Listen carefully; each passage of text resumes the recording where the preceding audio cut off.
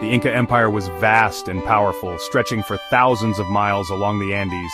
Millions lived under the Sapa Inca, their god king. Yet fewer than 200 Spanish conquistadors brought this mighty civilization to its knees. How could so few conquer so many? The answer is more than just steel and horses.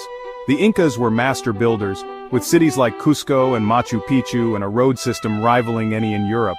Their army numbered in the tens of thousands, their society built on order and the authority of their divine ruler. But the empire was already wounded before the Spanish arrived. A brutal civil war had just ended, pitting brother against brother. Smallpox, a foreign disease, had swept through the population, killing the old emperor and his heir. The empire was weakened from within, a giant already bleeding. When Francisco Pizarro landed, he found a realm in turmoil, not a united empire. The Spanish were ruthless, but their greatest weapon was timing. They arrived at the perfect moment to exploit the cracks in the Inca foundation. The fall of the Inca Empire was not a single event, but a catastrophic collapse triggered by division, disease, and deception. This is the story of how a moment of weakness became the end of a civilization. The fall began with two brothers, Huáscar and Atahualpa, sons of the great emperor Huayna Capac. When their father died suddenly from disease, he left no clear successor. Huáscar, the older, was crowned in Cusco, the empire's heart. Atahualpa, a brilliant commander, held the north and the loyalty of the best generals. Tension exploded into civil war. Battles raged across the Andes, destroying communities and killing thousands. Atahualpa's military skill prevailed. Huáscar was captured, and Atahualpa became the undisputed ruler. But his victory was short-lived. As he celebrated, news arrived of strange, bearded men landing on the coast. The civil war had ended, but a new, far greater threat had just begun. The empire was exhausted, its unity shattered. Atahualpa, confident in his power, had no idea that the real danger was just arriving.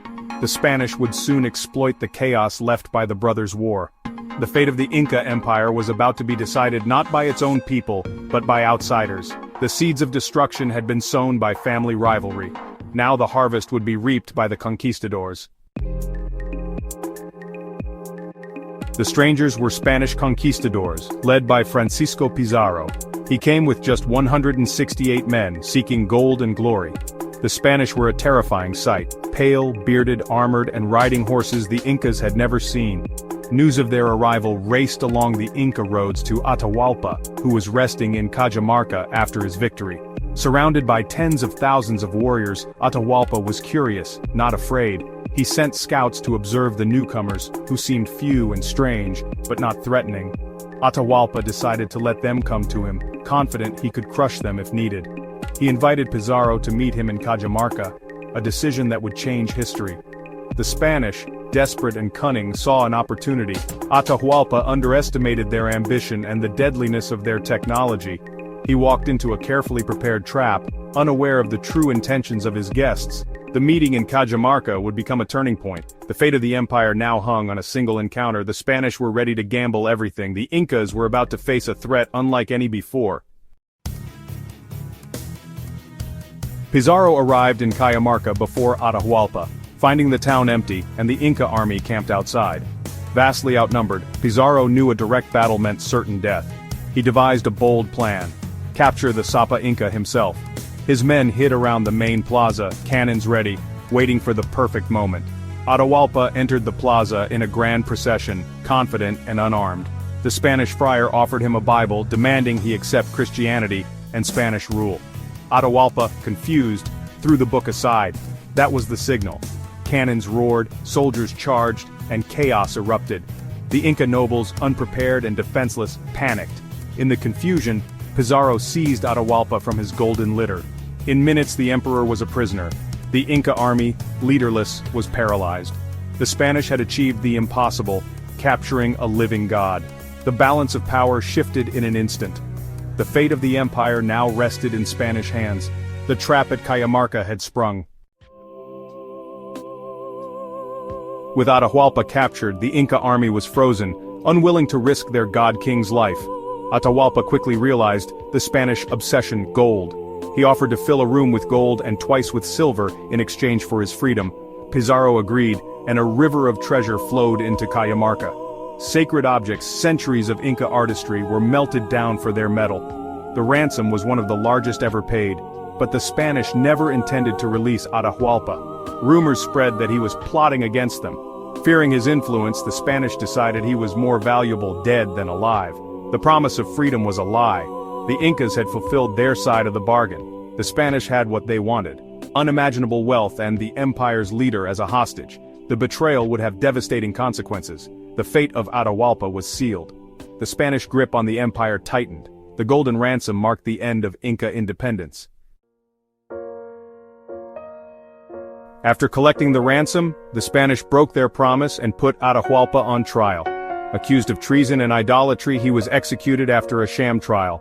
The death of the Sapa Inca shocked the empire. With so few men, Pizarro needed a puppet to rule through. He crowned Tupac Hualpa, Atahualpa's brother, as the new Sapa Inca. The Spanish marched on Cusco, facing resistance from loyal Inca generals. Tupac Hualpa died mysteriously on the journey, possibly poisoned. Pizarro then turned to another prince, Manco Inca, who saw the Spanish as allies against his rivals. Manco Inca was crowned and led the Spanish into Cusco, believing they would help him secure his throne. But the Spanish were only interested in control and gold. Manco Inca soon realized he was a prisoner in his own palace.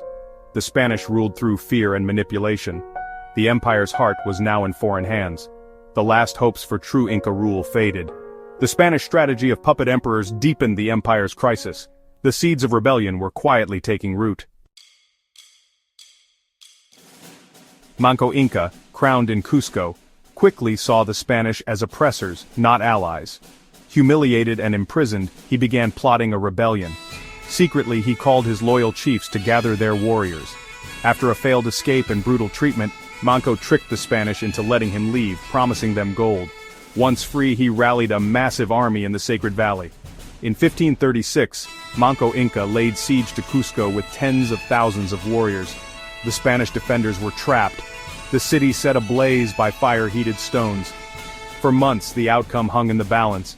The Incas fought bravely, even learning to use Spanish horses and weapons. For a moment, it seemed the Spanish might fall, but their armor and the fortress of Sacsayhuaman saved them. After bloody battles, the Spanish broke the siege. Manco Inca was forced to retreat, but the war was not over. The rebellion showed the enduring spirit of the Incas. The Spanish victory was costly and incomplete. The dream of Inca independence still burned. The struggle would continue from the shadows. Defeated in Cusco, Manco Inca led his followers deep into the jungle, founding a new Inca state at Vilcabamba. From this hidden city, he waged guerrilla war against the Spanish, launching raids and keeping hope alive. Vilcabamba became a symbol of resistance, a government in exile. Manco ruled for nearly a decade, never giving up the dream of reclaiming his empire. Betrayed by Spanish fugitives he had sheltered, Manco was murdered. His sons continued the fight, ruling Vilcabamba for another 30 years. The Jungle Kingdom defied Spanish conquest, its location and fierce warriors making it nearly untouchable. Vilcabamba was the last bastion of Inca independence. The Spanish tried repeatedly to destroy it, but the Incas held on. The story of Vilcabamba is one of resilience and hope. The final chapter of Inca resistance was yet to be written. The last Sapa Inca, Tupac Amaru, ruled Vilcabamba after his brother's death. Determined to end Inca resistance, the Spanish viceroy launched a final assault. In 1572, a well-equipped Spanish army marched on Vilcabamba, overcoming the jungle and Inca defenses. Tupac Amaru fled but was relentlessly pursued and captured. He was taken to Cusco, tried and publicly executed. With his death, the last Inca resistance was broken. The independent kingdom of Vilcabamba was gone, the royal line of the Sapa Incas was extinguished, the conquest was finally complete. The story of the Inca Empire's last stand is a powerful reminder of courage against overwhelming odds. It is a tale of tragic fall and enduring spirit. The Incas fought to the end, refusing to surrender their identity. Their legacy lives on in the Andes and in the memory of their people. For more stories of forgotten history, subscribe to our channel.